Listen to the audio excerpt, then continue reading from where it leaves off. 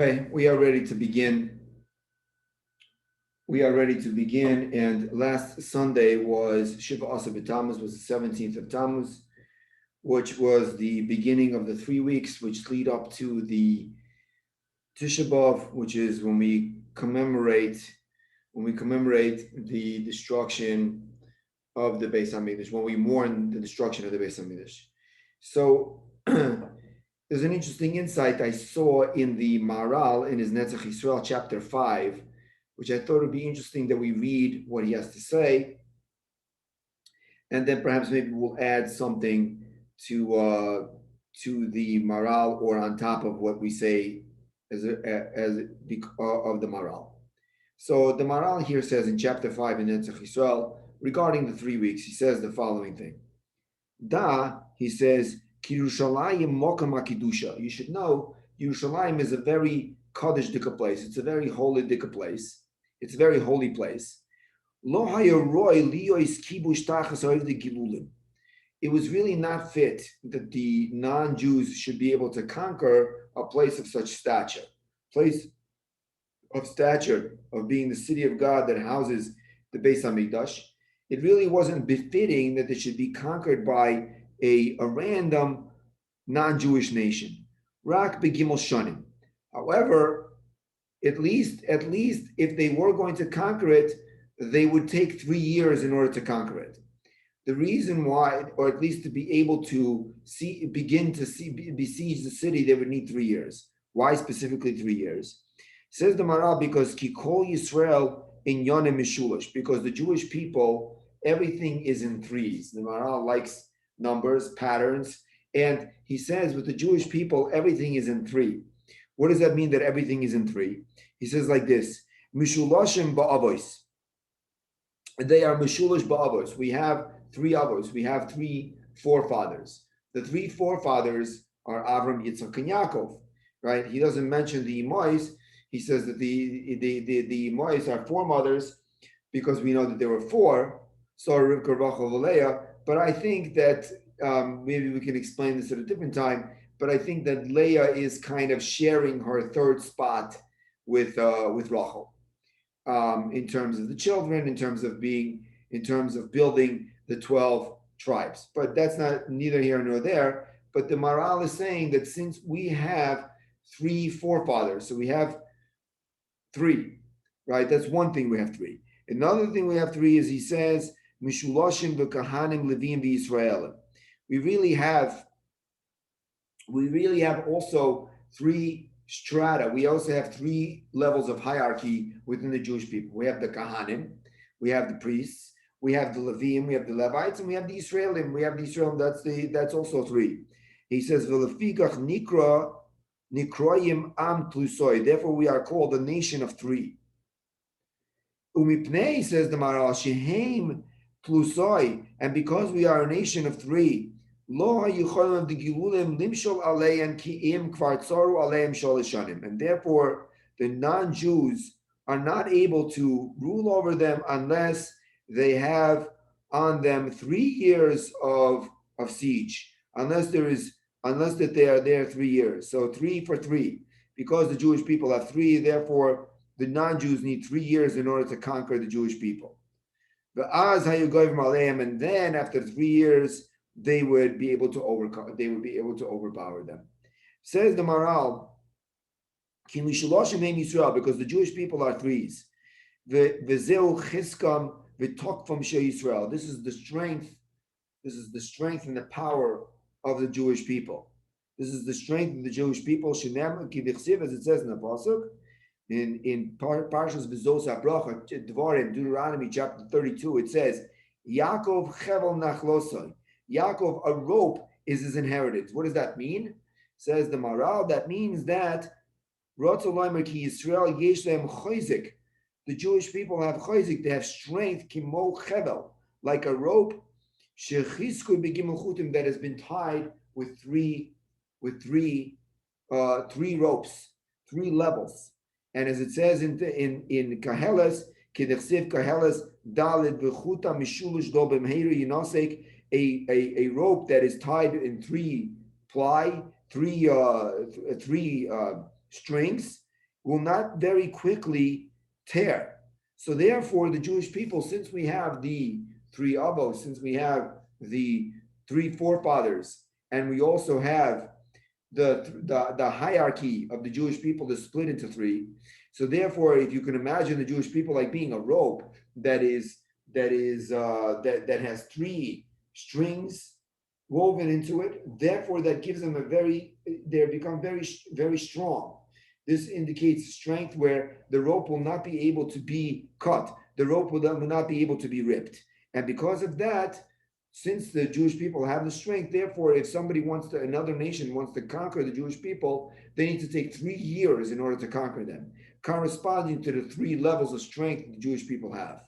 You can't just do it immediately.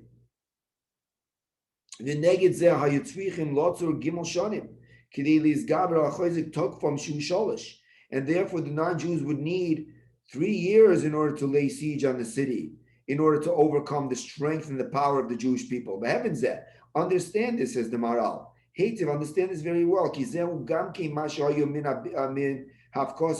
was also the plowing of the city of Yushalayim that took place when? The Hainum in Yudzayim Betamuz Atespa of Gimel Shavuos. If you count it and you think about it, the plowing of the city took place when? The plowing of the city took place on Shiva Asa B'Tammuz, on the 17th of Tammuz, which we just said happened last Sunday.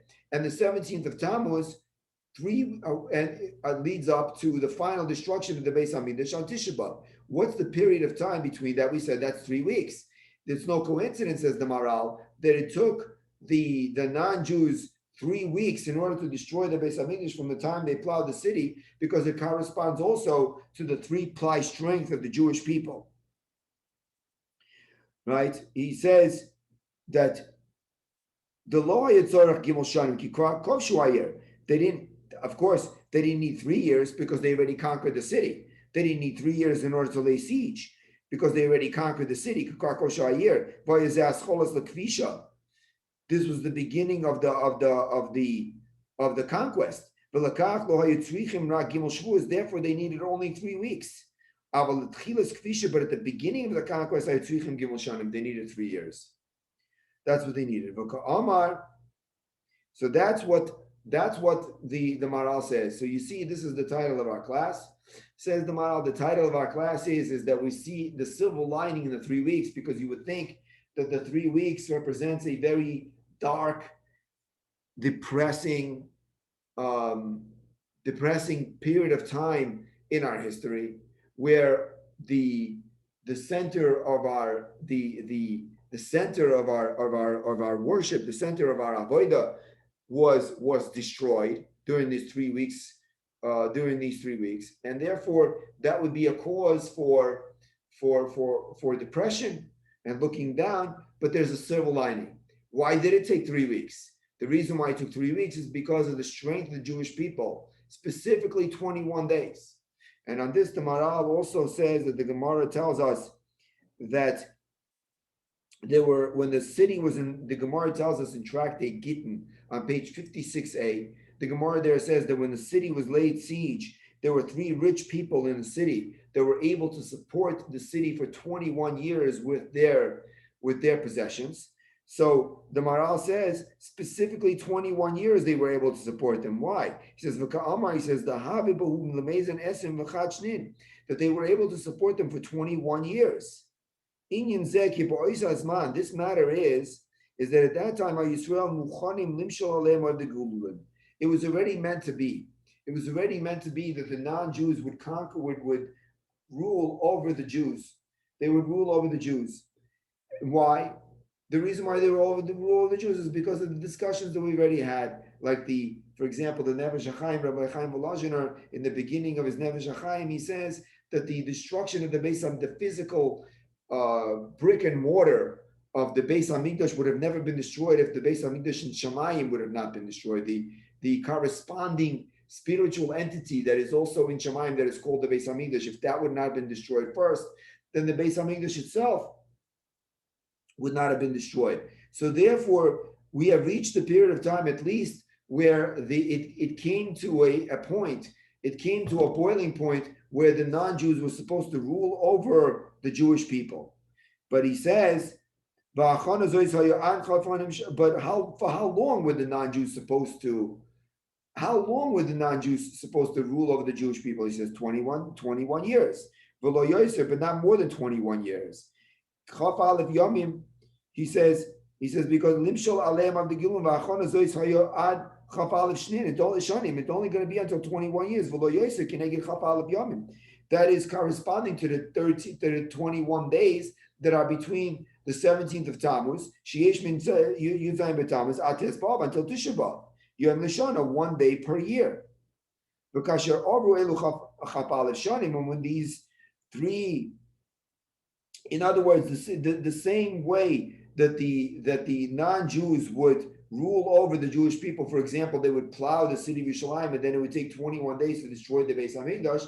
So too, if they would lay siege to the city, but the Jewish people would not, if you know the story there, the Jewish people would be supported from the inside, and the non-Jews would not be able to get on the inside, then how long would it be that they would be able to rule over the Jewish people the same way that they ruled for them 3 weeks? They would be able to rule over the Jewish people for 21 years, because the Jewish people are able to hold off the non-Jews for 3 weeks, the same way that they held them off for 3 weeks, for 3 years, the same way that they held, for 21 years, the same way that they held them off for 21 days before they were able to destroy the Beis Hamikdash, meaning from the siege of the city to the destruction of the Beis Hamikdash. The Jewish people the non-Jews were not able to instantly destroy the Beis Hamikdash. It took them 21 days because of the three-ply strength of the Jewish people, as we have explained.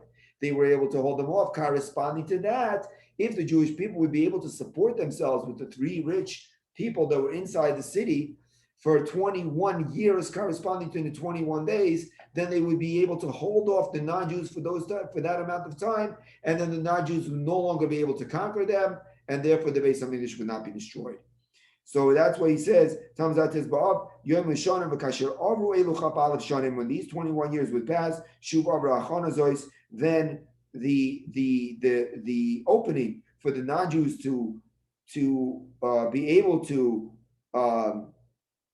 rule over the Jews would be gone. They would no longer have to be afraid. And therefore these rich people, that's why in advance, before the siege, Hashem gave a blessing to these non-Jewish people, to these Jewish rich people that were inside the city, until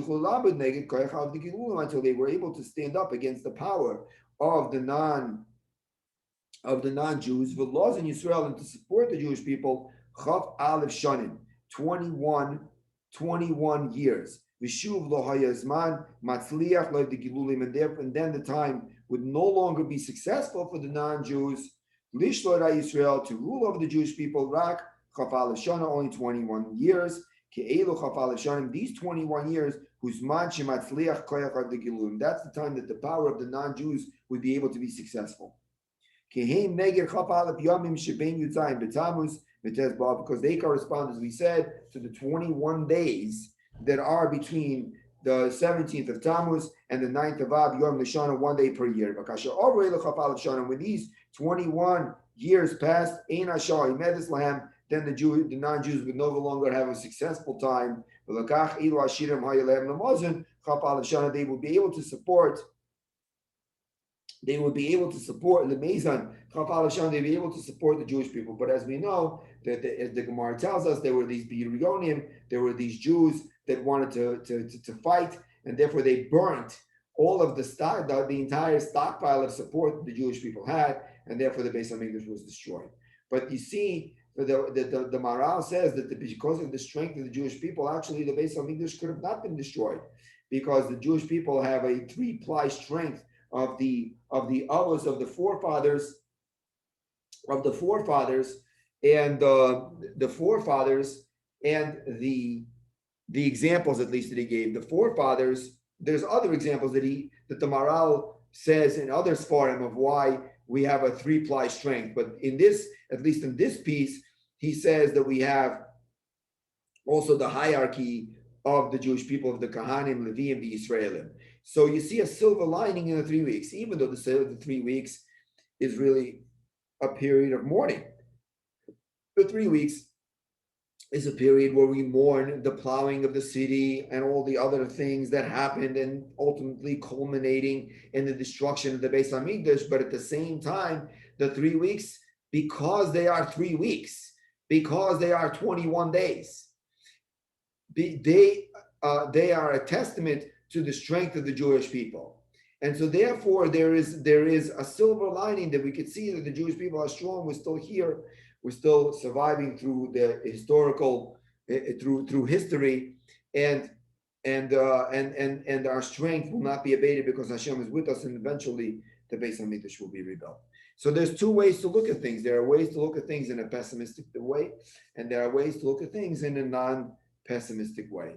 So this, like to segue into a different point that I saw today that was interesting in what I was thinking that relates in a sort of secondary manner to what we are discussing, and that is that since there is a negative way and a positive way to look at something, perhaps maybe we have a Yetzer Hara, to look at something in a negative way. And when we see something in a negative way, perhaps maybe we can assume that it's not really us that's looking at it. This is the point that I kind of noticed and was thinking about that I noticed in the Alter of Kelm. So the Alter of Kelm says in his Chachma U'Musar, the Alter of Kelm in his Chachma U'Musar, and page in Maimer Reish Zayin, in page Shin Ayin Vav, in page 376, says the following. I'd like to read a little bit of this also. He says like this. He says that it says in Parshas Shoftim, it says like this. It says,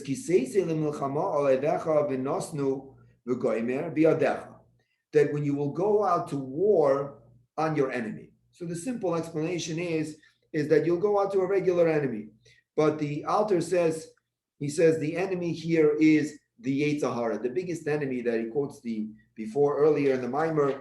He quotes the Chovis HaLevavos. He says that the biggest enemy that we have is the Yetzer Hara, the evil inclination. So the Torah is saying like this: Pirish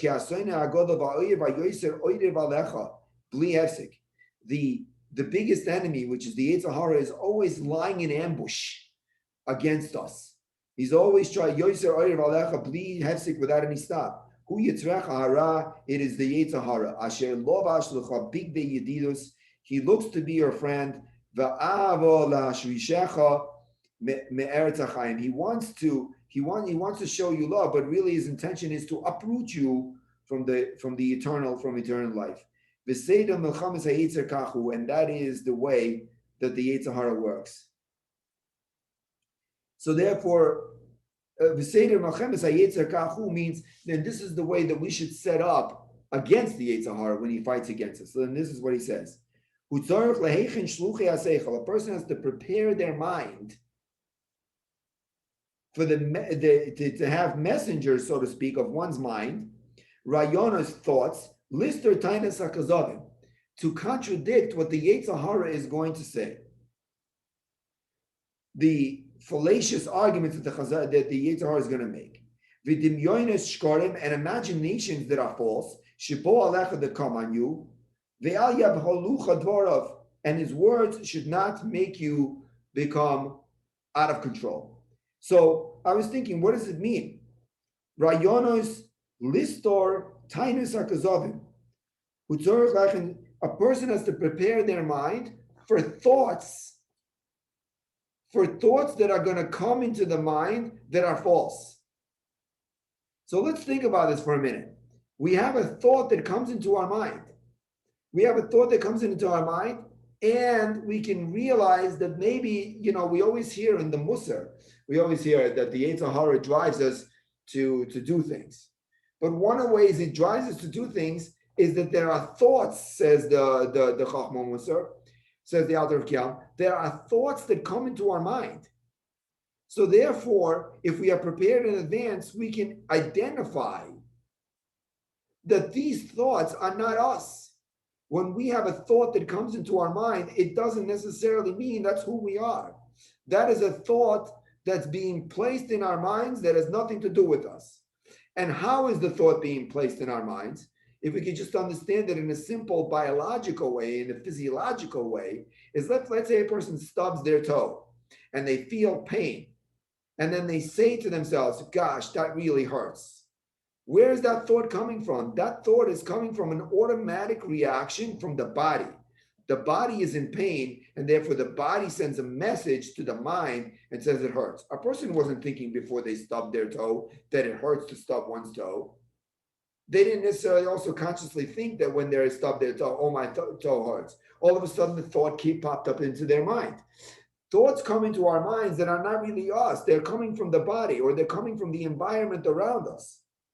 And when those thoughts come into our mind, they are sometimes the Yetzer Hara. That's what the author is saying. And if we're prepared in advance, then we'll be able to recognize we're going to give an example soon, but we'll be able to recognize what these thoughts are, and then isolate them and say, this is not who I am. I know I have this thought, and the reason why I'm having this thought is because of whatever the reason is. But in my mind, I have a straight path to do something. Let's give an example right now. I was thinking about the Mesilas Yesharim, for example, says like this. The Mesilas Yesharim talks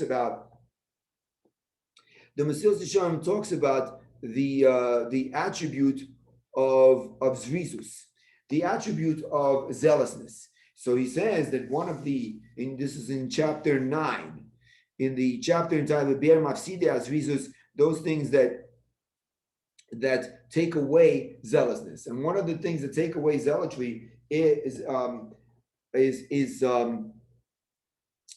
laziness. So he says like this. He says, Od mimafside hazrizus. One of the things that hinders a person from being zealous is when they are too much afraid. They are too much afraid. They're afraid of the time and what the time is going to bring. Kipam yira makor. Sometimes a person is afraid that it's too cold outside, right? And sometimes they're afraid. They're afraid that sometimes it's too hot outside. Sometimes they're afraid that it's too dangerous to go outside because maybe they'll catch a disease, maybe they'll trip, maybe they get hit by a car. Sometimes they're afraid of sicknesses. Sometimes they're afraid of the wind. Maybe the wind is going too high. And all of these things.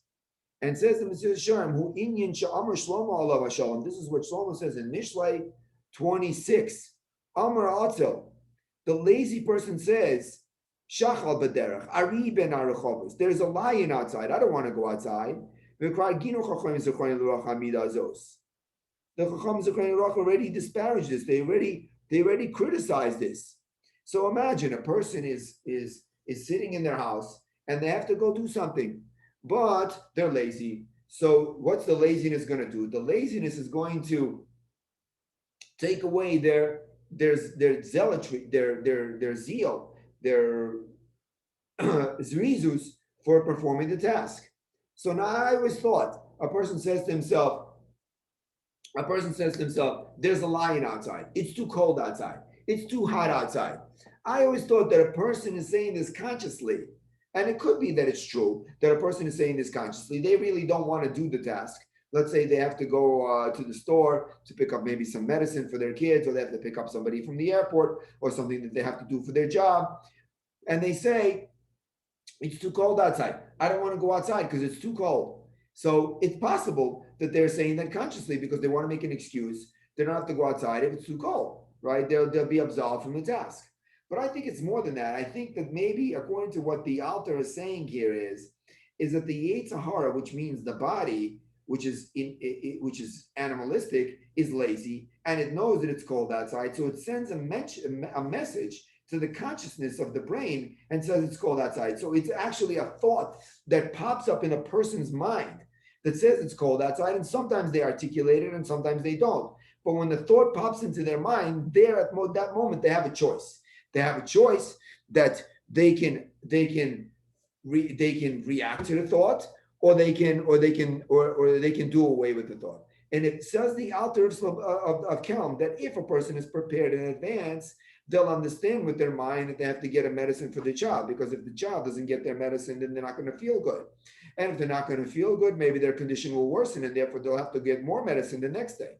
So when the thought comes into their mind that they don't want to go outside, it's the Yetzer Hara that's bringing the thought. So if they're prepared in advance, then they have been able to isolate the thought and say, this is not me, this is the Yetzer Hara, this is my body talking, these are the circumstances that are talking. But my mind already says that this medicine has to be gotten despite the fact of the elements of what is going on.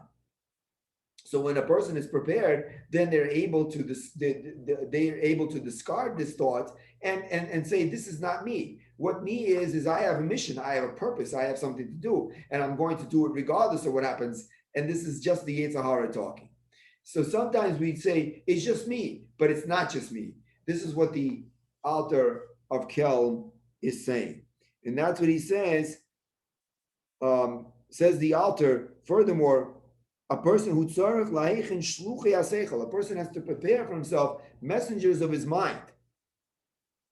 Rayonos listor tanus hakazov. He has to formulate arguments that will disparage and do away with these thoughts of it's cold, it's too dangerous, and all these imaginations that are all of them are not even sometimes not even true. That come on a person. So we're constantly being bombarded with thoughts that are not our own because of the elements in the body trying to protect itself. The Torah already promises. You will rule over the Yetzer Hara. You will overcome the Yetzer Hara. Bereshis 4:7. If you properly prepare yourself, and your heart will not melt. Because a person should not be afraid, is that pasuk continues in Parsha Shoftim, that when your enemy comes, a person should not be afraid. Instead, you rule over him. The whole purpose of the Yetzer Hara, the way that he gets us is that he gets us confused. He gets us confused between our purpose, about our focus, about what we're going to do, and what we are. I mean, in the sports world, not even in the sports world, but everybody knows this. A person goes out to train, and what does the body say? The body says, "No, I'm too tired. I want to sleep. I'm not feeling good today. It's not going to work out." This is all because the athlete that succeeds is the one who overcomes these thoughts of the mind which are not them, which the body is trying to protect itself and not exert itself. You will rule over him, says the Alter. It's only to confuse a person. The Yom Kazom, he thinks that if a person exercises too much, they'll die or whatever. If they train too much, or if they go outside to pick up somebody from the airport, they'll crash in their car. Because if a person is weak, then a person gets doubt. And you know what they say, the doubt has killed the warrior. And we are the warrior against the Yetzer Hara. And the Yetzer Hara knows that if he challenges us directly, he tells us to go do this and that, we're not going to do it. But doubt kills the warrior. But if he infuses us with doubt, and if we don't know whether we're coming or going or who we are, then he will be able to overcome us. That's why the Yetzer Hara is called in the Gemara in Brachos on page 17a, is called the leaven in the bread, because what does the leaven in the bread make? It makes the dough become chametz. It makes it ferment. So that's why the Yetzer Hara also puts like leaven into our minds, so to speak, and it makes the mind ferment. And what happens when the mind ferment? It gets ruined, right? It gets us confused. That's why the Yetzer Hara is called the leaven in the bread, because he tries to confuse us. This is what the Alter of Kelm is saying. So the difference between a positive and a negative attitude, let's say the difference between a positive and negative perspective could be just the Yetzer Hara, whether a person is properly prepared to look at the world in a different way. And the reason why we're saying this is also because of the 3 weeks. Also, we can have two different perspectives. We can have one perspective is that we don't have the Beis Hamikdash. This is a dark, depressing times, and they are dark and depressing times because we don't have a Beis Hamikdash. But at the same time, the fact that like we explained, the fact that it's 3 weeks, the fact that it's 3 weeks, or that at that period of time it should have been 21 years, like we explained, is a testimony to the strength, not the weakness of the Jewish people. This is the positive attitude that one can look at, right? The Yetzer Hara can say, look, the Mashiach is never going to come. We've been 2,000 years in Golus. We celebrate, we mourn during the 3 weeks and we mourn during the Tisha B'Av, and it's not helping us. We could say it like that, or we could say the other way. We could say, look, the 3 weeks is a testimony to the strength of the Jewish people, and we're still here doing it. We're still mourning for the Beis Hamikdash, a positive outlook. That's the lesson that we wanted to share with everyone this evening.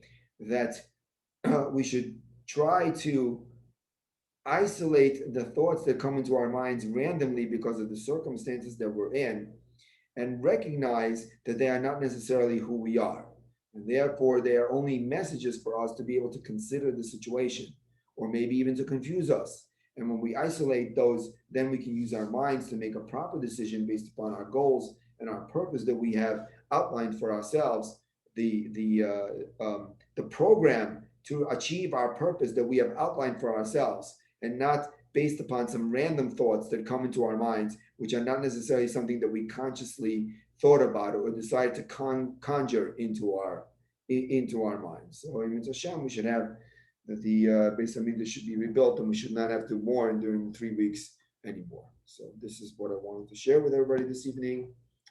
Thank you, and have a good Shabbos. Thanks, Rabbi. Any questions, David, or you were in the middle of